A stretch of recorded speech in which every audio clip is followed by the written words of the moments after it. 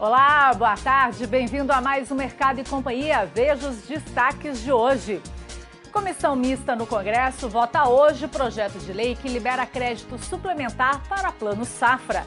STF julga hoje pedidos de liberdade de Lula, depois do vazamento de conversas entre Sérgio Moro e os procuradores da Lava Jato. Estimativa da Conab aumenta em mais de 30% a produção da segunda safra de milho no Brasil.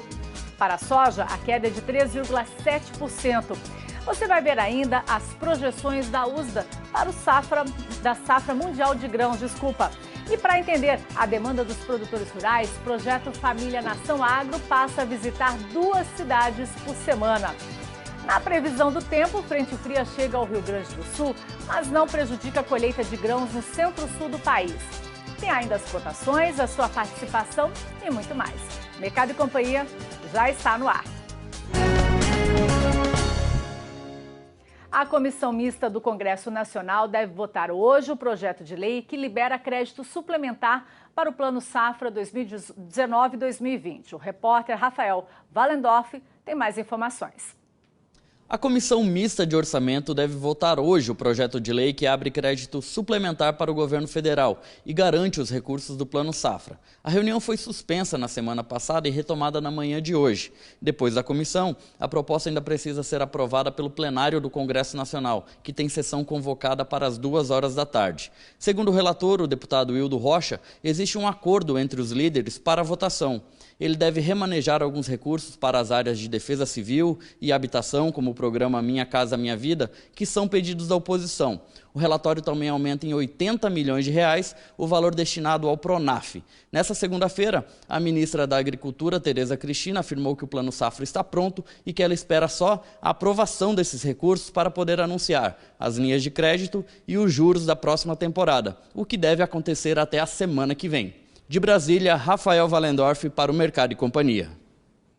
Se o Congresso não aprovar o crédito suplementar de R$248 bilhões ao governo, o Plano Safra desse ano não vai ter equalização da taxa de juros. A informação foi dada ontem pela ministra da Agricultura.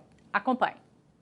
É fundamental que se vote isso, não só para o agronegócio, mas também para outros assuntos importantes, como o BPC, aposentadorias, que tudo isso depende dessa votação. Você acredita que pode ser lançado o Plano Safra na semana que vem, se tudo correr essa semana bem? Eu nem sei, eu acho que o Plano Safra está pronto, ele seria lançado amanhã.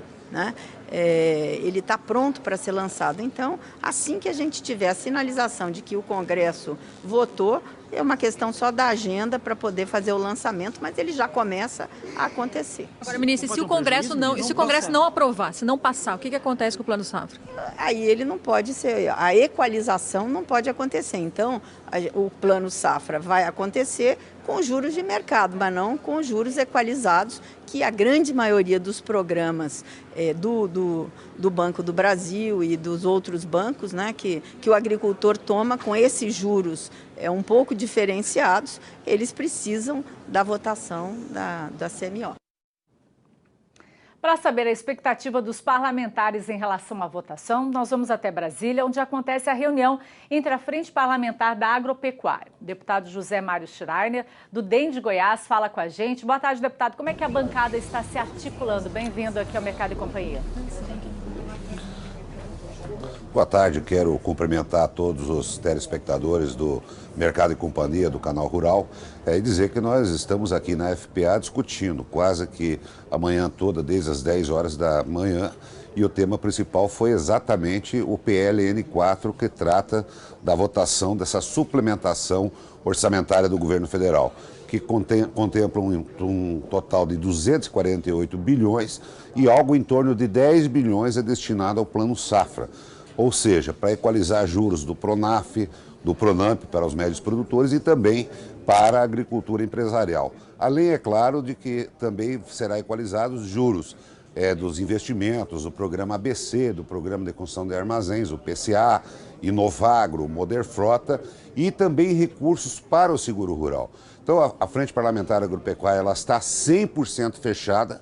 Agora, é importante nós ressaltarmos de que, primeiramente, ela vai ser passar pela CMO, que é a Comissão Mista de Orçamento, e depois ela vai ao plenário do Congresso Nacional. E é importante nós ressaltarmos que no plenário do Congresso Nacional nós temos que superar ainda a votação de 4 vetos presidenciais para aí depois o PLN 4 entrar em votação. Mas todos os deputados da Frente Parlamentar estão articulados, cada um está conversando com os seus líderes partidários para que nós possamos, num esforço conjunto e concentrado, superar essa votação, a aprovação do PLN 4, para que ele possa entrar aí no cenário definitivo e que nós tenhamos também o anúncio do Plano Safra tão esperado, tão necessário para a agricultura e para os agricultores de todo o nosso país. Deputado, se for aprovado hoje, já existe aí uma estimativa de quando seria feito o anúncio do Plano Safra? Olha, inclusive a ministra está aqui conosco agora, aqui na FPA, estamos discutindo isso, né? O Plano Safra está totalmente pronto, já preparado, e é claro que dependendo dessa aprovação do PLN 4, né?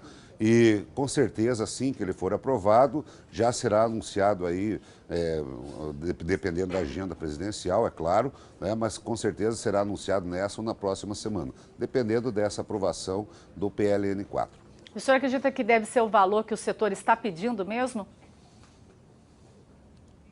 Olha, nós discutimos com o relator do projeto, que é o deputado Hildo Rocha, que inclusive faz parte aqui da Frente Parlamentar Agropecuária, discutimos valores e são valores que eles contemplam bem o Plano Safra, talvez um Plano Safra um pouquinho superior, é claro que os detalhes ainda não se sabem publicamente, né, mas um Plano Safra um pouquinho superior em montante ao valor do ano passado, né, e um Plano Safra que possa contemplar, talvez não no tamanho da importância do setor agro brasileiro, mas aquilo que dentro da questão do ajuste fiscal, dentro da condição do Tesouro Nacional do Brasil, ele possa estar sendo aí colocado aos produtores rurais do nosso país. E é importante nós ressaltarmos que o PLN 4 ele não trata só do Plano Safra, ele trata do pagamento dos aposentados, ele trata do pagamento do BPC, que é aquele benefício permanente continuar, prestação continuada, às pessoas carentes, aos deficientes físicos. Então, portanto, o PLN 4 é um plano, é um programa, uma complementação orçamentária extremamente necessária para que o governo possa continuar dando conta de cumprir seus compromissos, inclusive compromissos sociais com toda a população brasileira. Já existe aí uma estimativa dos juros, aí, das taxas de juros do Plano Safra? Não, como eu disse anteriormente, a gente não conhece detalhes ainda do Plano Safra, né? Ele está pronto, está finalizado entre o Ministério da Agricultura com a equipe econômica do Ministério da Economia, mas os detalhes eles só serão divulgados no dia, no dia do seu lançamento efetivamente. Mas é claro que a gente espera taxas de juros iguais à do ano passado, talvez um pouquinho inferior, um pouquinho superior. E o importante nessa questão das taxas de juros é a gente entender que a partir do momento em que eu tenho talvez não aquele juro que os produtores gostariam, que é necessário aos produtores. Mas quando eu tenho talvez um juro 0,5%, um pouquinho a mais, eu consigo arrumar mais recursos, a gente consegue equalizar uma base maior de recursos, disponibilizando mais recursos. Porque nós temos que entender uma coisa só. Hoje, o crédito rural no Brasil, ele financia apenas 35% da produção brasileira. 65% da produção brasileira ela é composta e bancada por recursos próprios dos produtores, por recursos de terceiros, de trades e de empresas que financiam o produtor rural. Então, portanto, esse é o momento adequado, inclusive após o anúncio do Plano Safra, nós vamos lançar uma ampla discussão para que a gente possa ter aí um plano plurianual para 3, 4, 5, quem sabe até 10 anos, como é, por exemplo, a Lei Agrícola Americana. Então, é o momento adequado onde nós temos que ampliar o seguro rural, nós temos que ter um processo de transição, fazer com que o capital externo e o capital interno do Brasil também possa investir no setor agropecuário, mas o passo principal disso tudo, o primeiro passo e mais importante, é nós darmos segurança ao produtor rural através do seguro rural e tornando também o setor mais atraente a investimentos com que outros setores, mais setores possam estar investindo no agro brasileiro. O destaque agora é a nova estimativa da Conab, que aumentou em mais de 30% a produção para a segunda safra de milho no Brasil. Os dados foram divulgados hoje. Acompanhe os números. Segundo a estimativa da Companhia Nacional de Abastecimento, a segunda safra de milho deve atingir 70.677.000 toneladas. Se confirmado, esse volume vai ser 31,1% maior do que o registrado na safra passada. Já a primeira safra do grão deve ter um recuo de 1,8% na comparação com o ciclo anterior e chegar a 26.333.000 toneladas.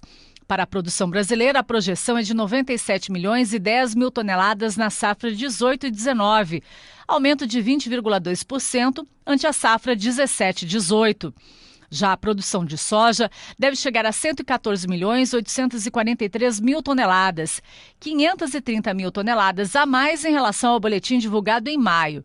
Se os dados forem confirmados, o Brasil deve ter uma safra de soja 3,7% menor na comparação com o ciclo 17 e 18, quando o país colheu mais de 119 milhões de toneladas. No total, a produção brasileira de grãos deve chegar a 238.900.000 toneladas, com crescimento de 4,9% se comparado à safra passada. O Departamento de Agricultura dos Estados Unidos acabou de divulgar o relatório de oferta e demanda mundial de grãos. Para mais detalhes das projeções do USDA, nós vamos até Curitiba conversar com o Marcos Araújo, que é analista de mercado da Agrinvest. Marcos, boa tarde. O que o relatório trouxe aí de destaque? Olá, boa tarde. O destaque foi para o milho. O mercado esperava aí uma produtividade do milho em torno de 169 bushels por acre e veio 166. Ou seja, a redução de milho nos Estados Unidos teve uma queda de 34 milhões de toneladas em relação à estimativa do mês passado. Isso aí fortalece o mercado, mas nesse momento o mercado se comporta em baixa para as commodities agrícolas. Kelly. Houve aí alguma alteração na área de plantio projetada para o milho ou soja americanos?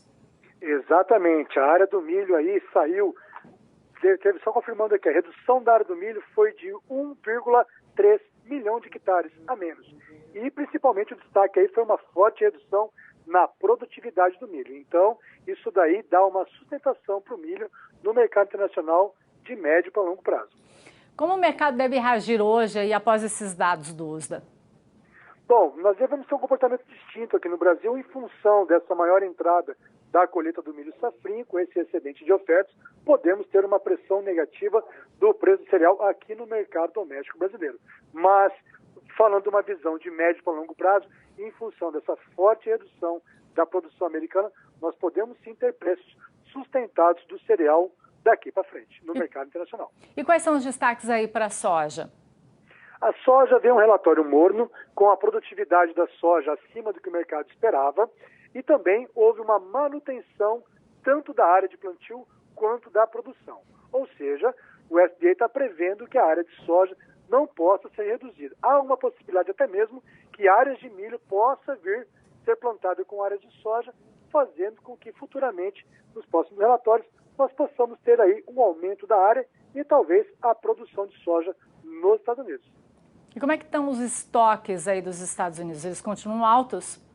Excelente pergunta, Kelly. O grande ponto agora vai ser o nosso relatório do dia 28 de junho desse mês, onde nós teremos a revisão da área de plantio nos Estados Unidos, tanto para o milho quanto para a soja, assim como os estoques trimestrais do dia 1º de junho. É importante o produtor estar ciente que o USDA usa um termo de desaparecimento de soja que entre os meses de dezembro do ano passado a março desse ano, tem 17 milhões de toneladas de soja que estavam em trânsito nos Estados Unidos. E agora, com a logística americana comprometida em função das enchentes, é possível que esse estoque de soja que estava em trânsito possa ser identificado no balanço do USDA, fazendo com que esses estoques de soja americanos, que estão previstos em 27 milhões de toneladas na temporada 18-19, possam ser superiores acima de 32 milhões de toneladas. Então, no próximo dia 28 de junho, tomar muito cuidado que nós podemos ter uma pressão de forte baixa em Chicago. Para a gente encerrar aí, hoje a Conab também divulgou o levantamento da safra de grão brasileira, com aumento de produção para o milho, chegando no total de quase 98 milhões de toneladas. Se confirmado esse cenário, como os preços do mercado interno aqui devem reagir? O milho, passando agora essa pressão da colheita do safrinha, Kelly, a gente acredita que para frente, até julho, ele tem uma pressão negativa historicamente, mas depois disso ele deve se fortalecer, já que o milho brasileiro é o mais barato hoje no mercado internacional quando comparado com outras origens, como Estados Unidos, Argentina e a própria Ucrânia. Sentiu falta de algum conteúdo? Acesse www.canalrural.com.br.